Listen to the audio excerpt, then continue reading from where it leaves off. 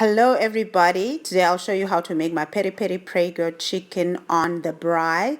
All I've used is a full chicken and a few ingredients. So start by placing your chicken into a deep saucepan, then you add a heaped tablespoon of crushed garlic into that. I used one onion peeled and just cut into wedges, and I've added that onto the chicken. And then 2 carrots, also just not peeled, just added onto that, roughly cut, and 500 mils of organic chicken stock. You can use any chicken stock that you like. This is the one that I've used. Then I heat that mixture up. Also add 250 mils of water. Then I heat that and simmer the chicken for about 45 minutes.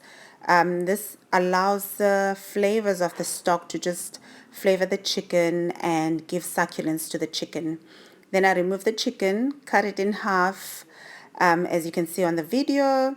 Then I'll start basting it with the peri prego basting sauce, and this is where the delicious flavor comes from. And then I brush it to make sure that it is evenly coated, and I will use medium coals to actually finish this off on the braai.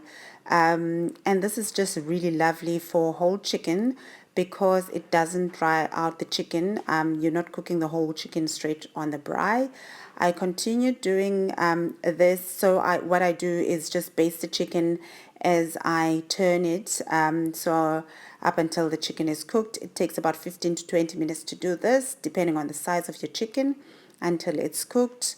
Once it's cooked, then I will serve it with some rosa tomatoes, fresh rosa tomatoes. The basting sauce that I've used is also used as a dipping sauce.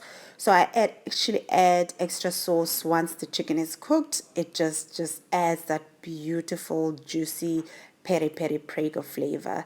And that's how I make my peri prego chicken on the braai.